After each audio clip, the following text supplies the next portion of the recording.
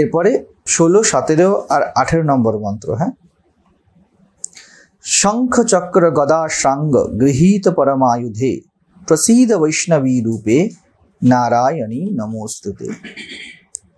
17, গৃহীতোগ্র মহাচক্রে দংষ্টধ্রী তব সুন্ধরে वराहरूपिणी शिवे नारायणी नमोस्तुते। 18 नृसिंहरूपनुग्रेण हन्तुं दैत्यान् कृतोद्यमे त्रैलोक्य त्राण सहिते नारायणी नमोस्तुते। शंख चक्र गदा और शांग धनु नामक उत्तम आयुधधारिणी वैष्णवी शक्ति रूपा नारायणी आपनाके प्रणाम। हस्ते भयानक महाचक्र एवं दीर्घ दंत समन्वित बराह रूपे धरणी के धारणकारी कल्याणमयी माँ तुम्हाके नमस्कार। भयंकर नृसिंह रूपे दैत्य विनाशी उद्यता एवं त्रिभुवन रक्षा परायण नारायणी आपनाके प्रणाम। যখন শক্তির কথা বলা হচ্ছে মাথায় রাখা হবে, আমি আগেও বলেছিলাম আবার মনে করিয়ে দিই, আমরা যখন হাত দেখছি এটা হলো জীব, হাতের মধ্যে যে হাতের কর্মক্ষমতা এটা হলো শক্তি, ঠিক আছে, ক্যালোরি। এবার এর থেকে গিয়ে বলা হবে এই শক্তিকে কে নিয়োজিত করলো, উত্তর আসবে শক্তি স্ব নিয়োজিত, কেউ নিয়োজিত করেনি।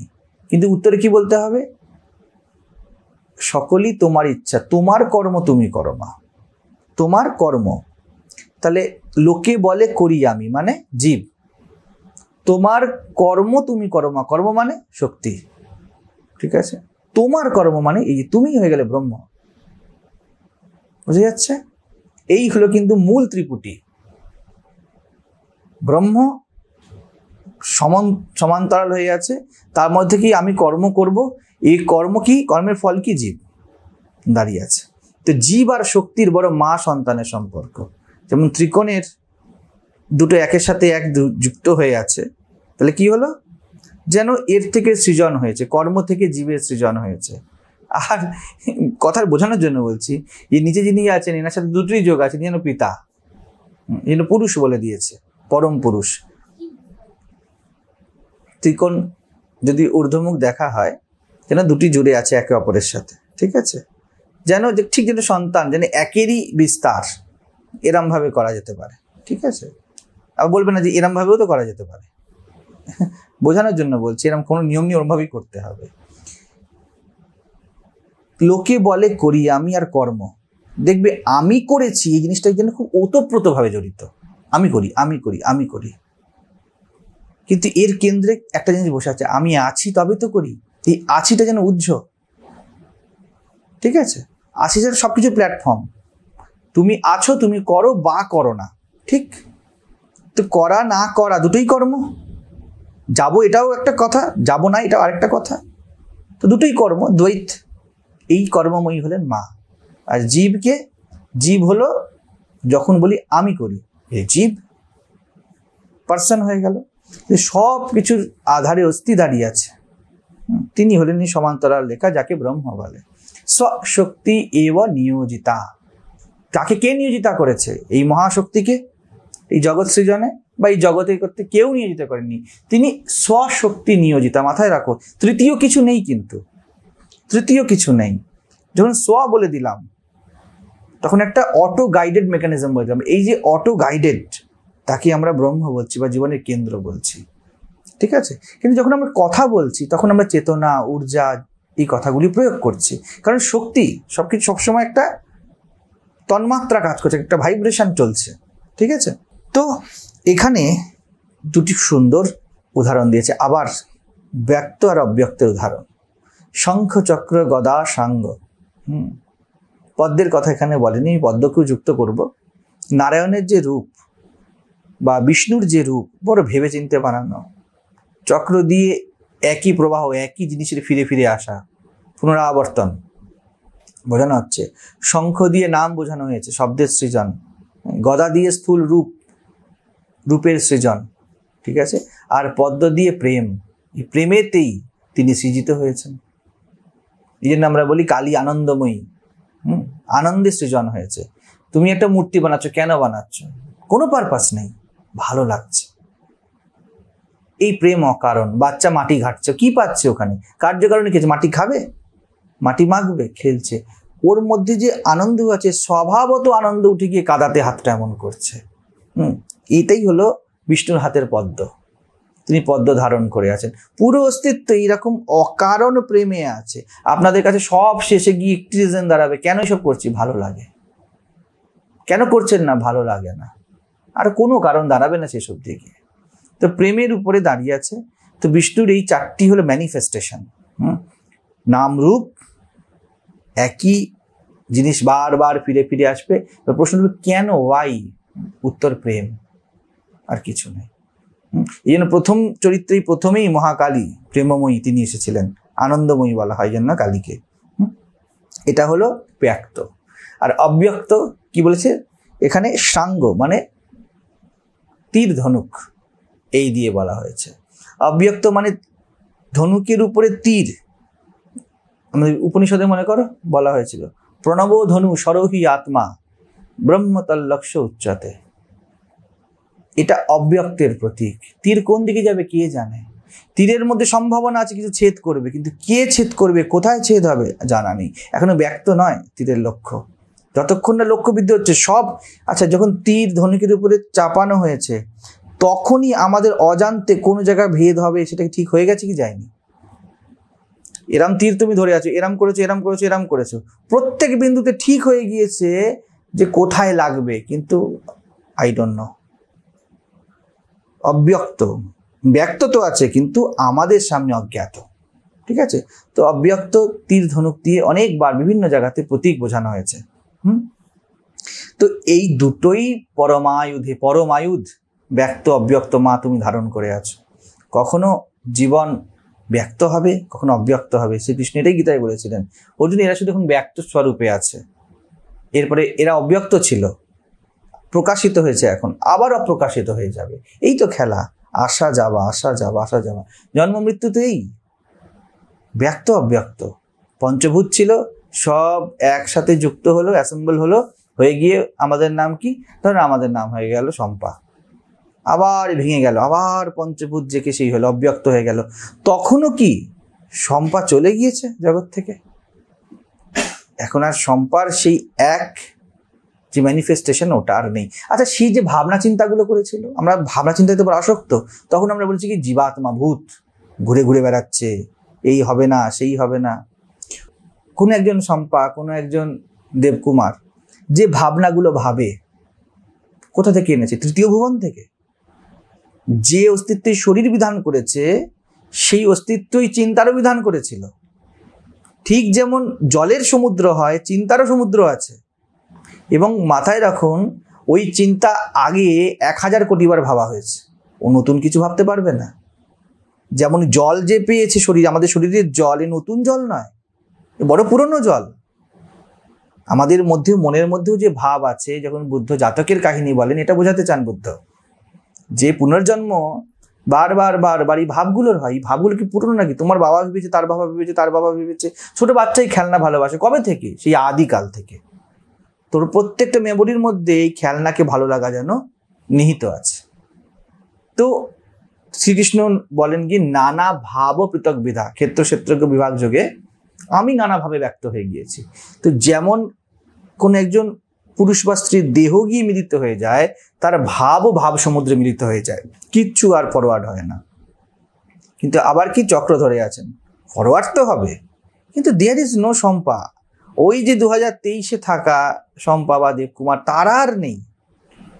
দেবকুমারও কত কোটি লোকের নাম হতে পারে, রমেশ কত লোকের নাম হবে, দীনেশ কত লোকের নাম হবে। নামও কি নতুন নাকি? ইউনিক নাম বানিয়ে দেখো। নামও বানানো সম্ভব নয়, ওই ভাবও আছে। এখন তো অদ্ভুত অদ্ভুত সব নাম লোকে তৈরি করছে, কোনো অর্থই হয় না। তো কেউ একটা নাম দিল, কার নাম হলো শ্রী। তুমি কি নতুন নাম বানাতে পেরেছো একটা? এই শ্রী, এই শব্দটা কি ভাবরূপে পৃথিবীর মধ্যে নেই?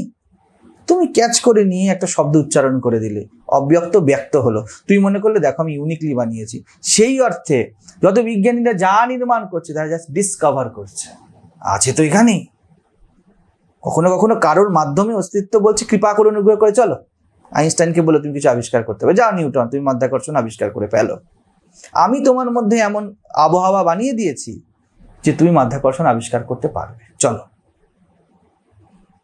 বুঝে যাচ্ছে? সেই ঊর্জাই মনের ভাব হয়ে আসলো, এসে এই সব আবিষ্কার করে আবার ঘুরে লয় হয়ে গেল। আর আমরা বললাম কি, স্যার আইজাক নিউটন এই বলেছিলেন, এই হলো নিউটনের সূত্র। খুব ভালো কথা, প্রকৃতি চাইলেন যে এই সূত্র সামনে আসুক, কিছু এসে যায় না তাতে, মাধ্যম গুরুত্বপূর্ণ নয়। পুনর্জন্ম তো আলবাত হয়, কিন্তু পার্সন কাকে বলে? পার্সনের পুনর্জন্ম হয় না, যেই ফরমেশন সামনে আসে তাকে আমরা নাম দিই, তাকে পার্সন বলি।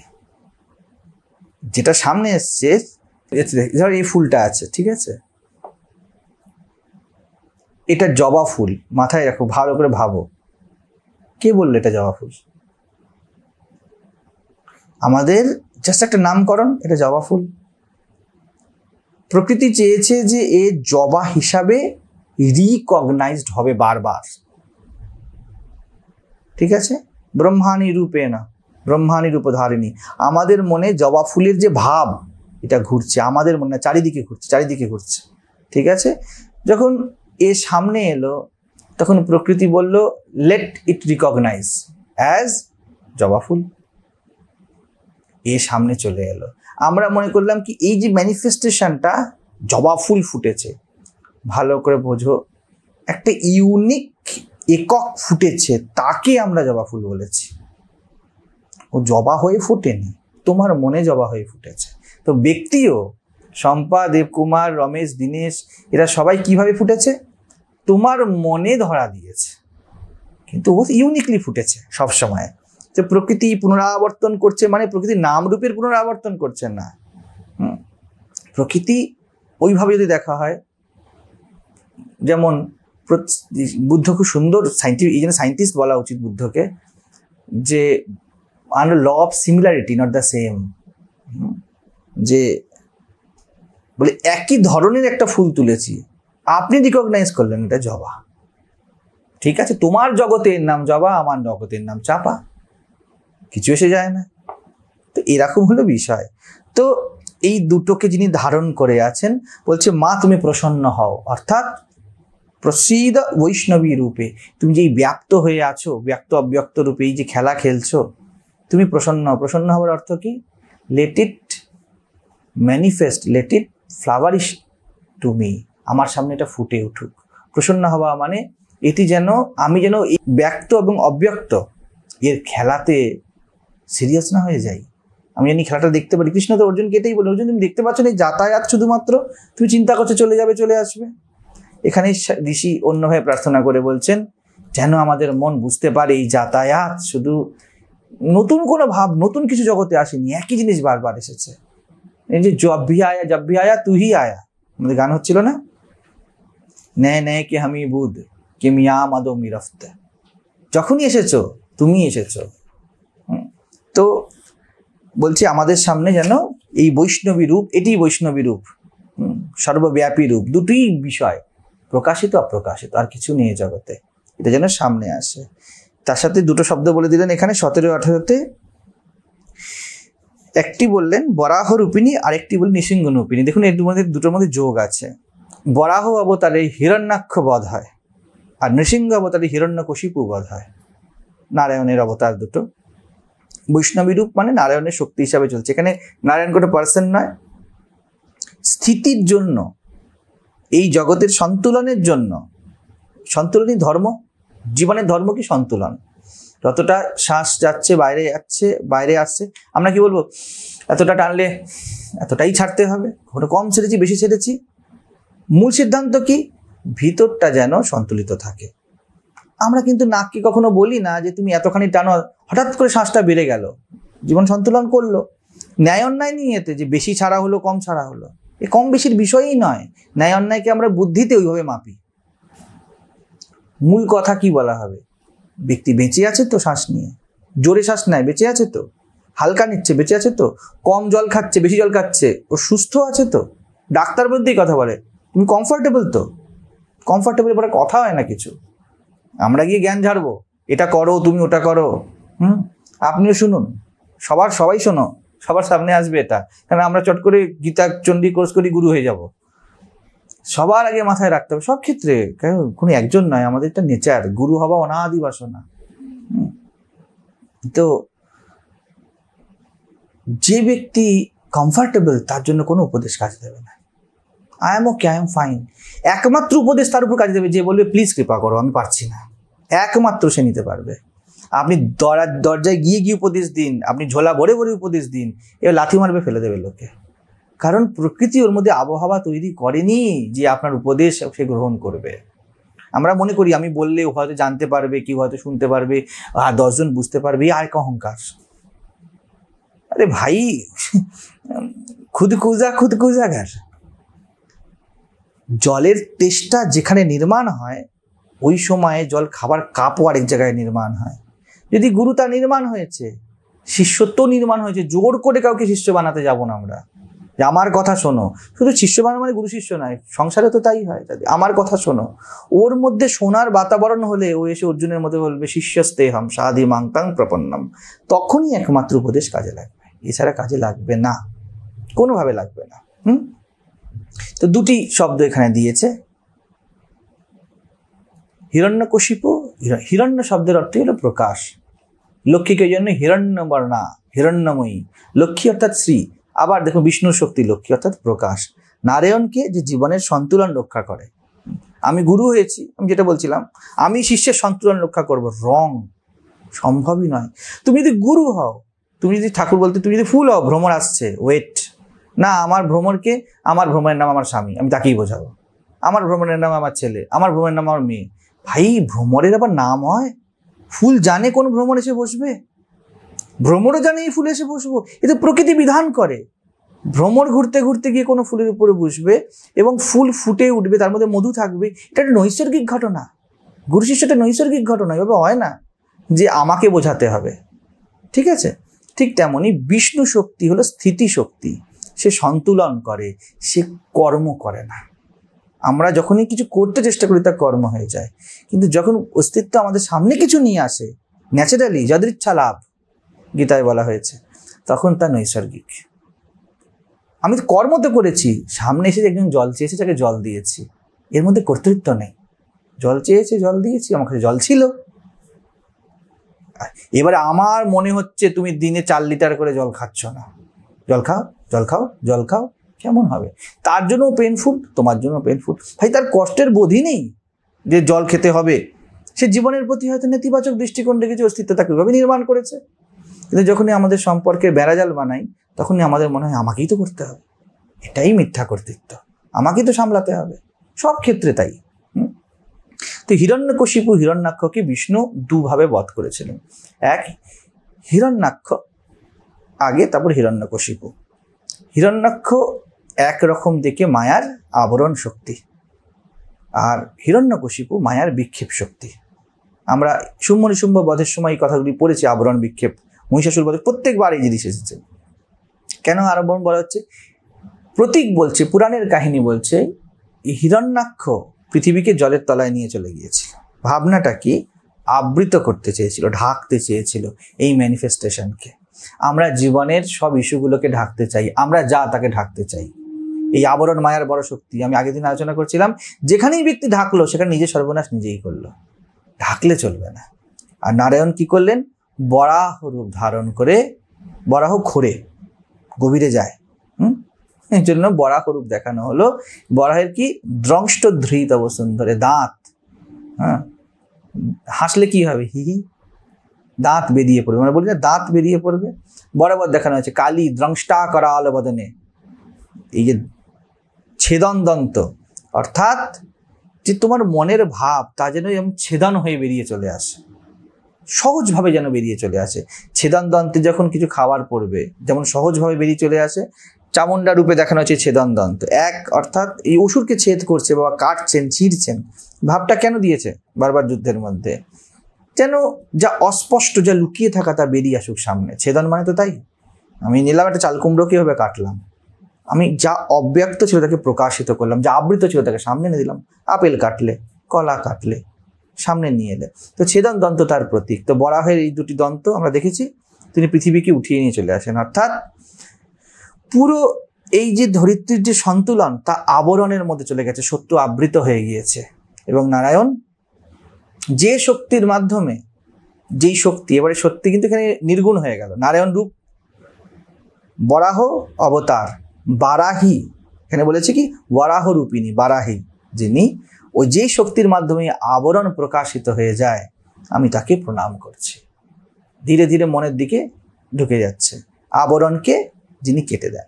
ঠিক আছে, এই আবরণেরই আরেকটি প্রতীক হয়ে যায় নৃসিংহ অবতার। আবার তিনি কিন্তু ভেঙে বেরিয়ে আসেন, সেই যে স্তম্ভ পুরাণ বলছে, সেই স্তম্ভকে তিনি মোচন করেন। হিরণ্যকশিপু আর হিরণ্যাক্ষ এরা দুই ভাই দেখানো হয়েছে। তো হিরণ্য শব্দের অর্থ আমি বললাম কি সোনা বা প্রকাশ, জ্যোতি। ঠিক আছে, তো হিরণ্যাক্ষ যিনি এই প্রথম হলো এই যে প্রকাশকে ঢাকেন, হিরণ্যকশিপু যিনি বিক্ষিপ্ত হয়ে গিয়ে এই প্রকাশকেই সত্য বলে মনে করেন। একজন রূপকে ঢাকছে, আরেকজন রূপকেই সত্য মনে করছে। ঠিক আছে, দুটোই ভুল হবে। রূপকে ঢাকলেও চলবে না, জগৎ রূপের প্রকাশ। কি করে ঢাকবে? সন্ন্যাসী হয়ে যাওয়া মানে, সন্ন্যাসী হয়ে যাওয়া মানে কি জগৎ থেকে বিচ্ছিন্ন হয়ে যাওয়া। যখন সন্ন্যাসের কথা হয়ে যায় তখন হয়ে গেল কি রূপ থেকে বিচ্ছিন্ন হওয়া, ঢেকে দেওয়া, দেখবই না, স্ত্রী দেখলেই খারাপ, গোলমাল হয়ে গেল। আবার স্ত্রীকেই দেখছি, গোলমাল হয়ে গেল। বোঝা যাচ্ছে তো?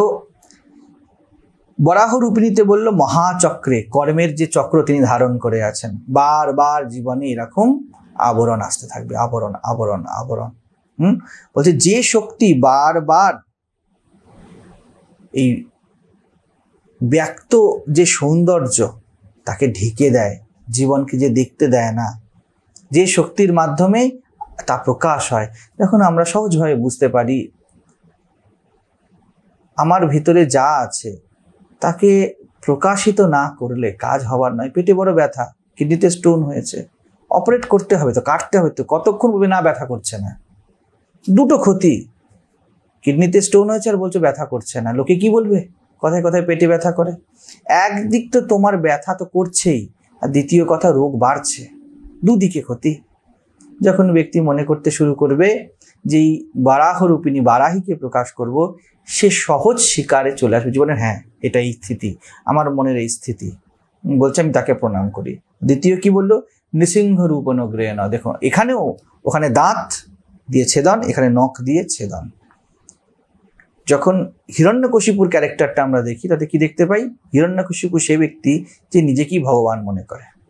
যেমন আমাদের পলিটিক্যাল পার্টিকে বলে না যে তার দুটো মন্ত্র, এক নিজের যে ভোটিং ক্যাপাসিটি সেটা বাড়াও, নাহলে ভোটার কমাও, মনোনয়ন জমা দিতে দেবো না, এমনি জিতে যাব, এটা একটা পদ্ধতি।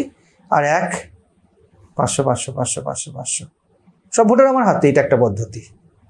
তো ঠিক আছে, এই দুটো সেই আবরণ বিক্ষেপেরই খেলা। 500 দিলেই বিক্ষেপ, আর মনোনয়ন হলো না, সামনেই আসতে দিলাম না, ঢেকে গেল।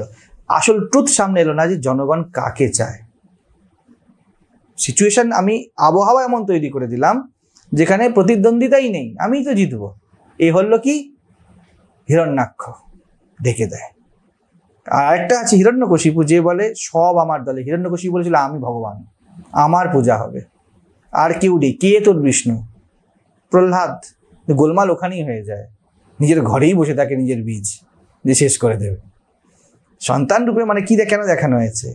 যে তুমি যে অ্যাটিটিউডে চলেছো, এই অ্যাটিটিউডই তোমাকে শেষ করবে, বাইরে কোথাও যেতে হবে না।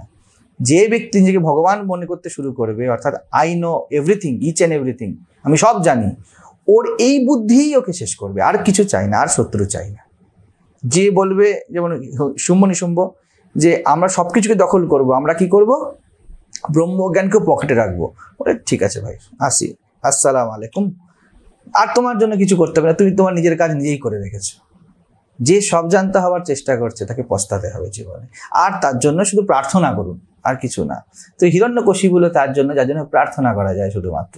প্রহ্লাদ হাত জোর করে প্রার্থনা করেছে, আর কিছু করার নেই। হিরণ্যকশিপুর স্ত্রী বুঝিয়েছে, নারদ বুঝিয়েছে, শুক্রাচার্য বুঝিয়েছে, সব গুরু এসে বুঝিয়েছে, কারোর কথা সে শোনেনি। কারণ তাকে জগতের ভগবান হতে হবে, তাকে সব জানতা হতে হবে। তো তখন কি হলো, নৃসিংহ রূপেণ গ্রহেণ, তখন নরসিংহ, অর্থাৎ ভাবটা খুব সুন্দর বুঝানো হয়েছিল যে বাইরের থেকে কোনো শক্তির দরকার নেই। হ্যাঁ, সিংহ কেমন করে, যেমন সহজে ছেদন করে ফেলে। সিংহকে দেখেছেন কখনো পেট চিরতে? ফাট করে সব বেরিয়ে পড়বে। যেমন সব কিছু প্রকাশ হয়ে যায়, যারা ভগবান হবার চেষ্টা করে যেমন তাদের এক ঝটকায় সব প্রকাশ হয়ে যায় তাদের। একটা ছোট, আমি অনেক সময় তোমাদেরকে সবাইকে বলেছি, যারা খুব এরকম চলে যে আমার কোনো ব্যাপার না, আরে আমি তো অনাসক্ত আছি, আমি সব ঠিক আছি, বলতে এদের এক ঝটকায় যাবে। যারা একটু লুকিয়ে চুরিয়ে চলে তাদের তবুও ধীরে ধীরে প্রকাশ হবে, কিন্তু যারা খুব গুরুগিরি করে চলে তারা ফট করে এক্সপোজ হয়। তো সিংহ ছিঁড়ে একবারে করে নাড়িভুড়ি বের করে দিলে, আর তো বাঁচার কোনো চান্স নেই, এবার ফেলে দেবে বডিটাকে, চলো গল্প শেষ। ঘাটটাকে ধরবে, একটা ছোট্ট ক্যানাল বসাবে, কাহিনী শেষ, বেশি খাটতে হবে না। তো নৃসিংহদেব সেটাই করলেন ওখানে এসে। আর নরসিংহ অর্থাৎ যত কথা মানব জগতের কথা হচ্ছে, এখানে কোনো জন্তু এসে তোমায় মারতে যাবে না, কোনো মানুষই সিংহের মতো হয়ে তোমায় বধ করে দেবে। অর্থাৎ এই তুমি তোমার নিজের বধের কারণ হবে, কোনো নৃসিংহ কেউ আসতে হবে না। আমরা জীবনে যত শাস্তি পাই, যত যন্ত্রণা পাই, অন্যরা ধরেই দেয়। পুরো ক্লাইমেট তো আমরা রচনা করি, কেউ এসে তার ক্লাইম্যাক্স লেখে। কে একজনকে ফাঁসির শাস্তি শোনায়? জজ। হ্যাং টিল ডেথ, এই যে পুরো আবহাওয়াকে রচনা করেছে। জজকে বসতেই কেন হলো? উকিলকে আসতেই কেন হলো? পুরো জেলে ব্যবস্থাই কেন করতে হলো? আপনি প্রভু, আপনার জন্য তো ব্যবস্থা। জাস্ট এসে শুধু বলবে, একটু দুটো লিখে দিয়ে বলবে একে মেরে দাও। তো কারণ হিসাবে জজকেই বলা হবে, কিন্তু উৎস কি? বাবা তুমি, তোমার জন্যই তো এত সুন্দর। তুমি যদি লাইনে চলতে তাহলে কি এত কিছু করতে হতো? তো বানিয়েছি তো আমরাই। ফাঁসির ওই কাঠের যত খরচা আমরাই ট্যাক্স দিয়ে দিচ্ছি, ওই যে জল্লাদকে রাখা হয়েছে আমরাই ট্যাক্স দিয়ে দিচ্ছি। কেউ কি আর আলাদা করে দিচ্ছে? কেন দিচ্ছি? কারণ আমাদের মধ্যে দিয়ে ক্রিমিনাল বেরোবে, সে গিয়ে চড়বে, এবং জাজের যে স্যালারি সেটাও আমরাই দিচ্ছি, আর সে এসে বলছে ফাঁসি। ঠিক তেমনই যখন মানুষের মধ্যে থেকেই, আমাদের মধ্যে থেকেই কিন্তু পুরো আবহাওয়া বেরিয়ে আসে যেখানে আমরা শেষ হব, আর দ্বিতীয় কিছু আসে না। তো এই জন্য নৃসিংহ অবতার এটা বুঝিয়ে দেয় যে দেখো এই সিংহ তোমার মধ্যেই আছে।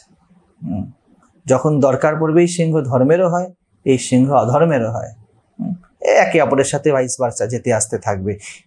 হিরণ্যকশিপু তো সিংহের মতো হুঙ্কার দিত, থরথর সব কাঁপতো। তো সেই জন্য এমনি কম কথা, ভগবানকে অবতার নিতে হচ্ছে কে মারার জন্য, কাহিনী হিসাবে যদি যাই এর কম কথা। তুমি যদি দ্বিতীয় ডেমি গড না হতে তাহলে কি গডকে আসতে হতো? তুমি ভাই সেজে গুজে ভালো বসেছো। যদি এত বড় ক্রাইম না হতো তাহলে কি ফাঁসির শাস্তি এত ব্যবস্থা করে রাখতে হতো? তো এটাই হন্তন দৈতান কৃত উদ্যমে, যেমন উদ্যমের সাথে শেষ শব্দে বলেছে দৈত্য বিনাশী উদ্যতা ভয়ঙ্কর রূপে। এখানে ভয়ঙ্কর জিনিসটি নিয়ে চলে এসেছে। ভয়ঙ্করও জীবনের একটি, আমরা বলেছি, একটি রস, বিভৎস রস। ভারতের সাহস আছে, বুকের পাটা, ভারত বলে বিভৎস রস। শৃঙ্গার যেমন রস, বিভৎসতাও তেমন রস। মানে কারোর কিডনি লাং বেরিয়ে পড়েছে, নাড়িভুড়ি বেরিয়ে পড়েছে, ভারত বলছে পাহ এও এক সাজ, খারাপ তো নয়। কেউ পুড়ছে হাড়গোড় মাংস, ভারত তার মধ্যেও বলছে হ্যাঁ আমি দেখতে পাচ্ছি, তুমি শুধুমাত্র কি বডিটা পুড়তে দেখছো, এই দেখো বাষ্প উঠছে, দেখছো মেঘ হচ্ছে আকাশে, এরকম কি সুন্দর ক্রিয়েশন চলছে। ভারতের মধ্যেও রস দেখে নিয়েছে, বলছে এও একটা রস। আমাদের নৃত্যকলার মধ্যে যেমন এরকম হাসি হাসি একটা সুন্দর আছে, এরকম চোখ বড় করে এরকম করা করে একটা রস হিসাবে দেখিয়ে দেওয়া হয়েছে, সব বুঝিয়ে দেওয়া হয়েছে ভারতে। তো বলছে এই যে ভয়ঙ্কর রূপে তুমি দাঁড়িয়েছো, এও জীবনের এক কলা। যেখানে যেখানে আবরণ হবে এবং যেখানে যেখানে বিক্ষেপ হবে, যে শক্তি এই দুটোকেই ধ্বংস করে আবার জীবনের সন্তুলন ফিরিয়ে আনে, আমি তাকে প্রণাম করেছি। ত্রৈলোক্য ত্রাণ সহিতে, 3 লোককে তুমি ত্রাণ করো এইভাবে। তুমিই ফাঁসাও, তুমিই রাখো, তুমিই সাধনা করাও, তুমিই ত্রাণ করো। ঠিক আছে, বরাবরই এই অদ্বৈতের ভাবেই দাঁড়িয়ে এই জন্য আমরা বলতে পারি দেবী মাহাত্ম্য একটি গভীর মনোবিজ্ঞানের দিক, সূক্ষ্ম সূক্ষ্ম দিককে প্রতীকের মাধ্যমে তুলে আনা হয়েছে।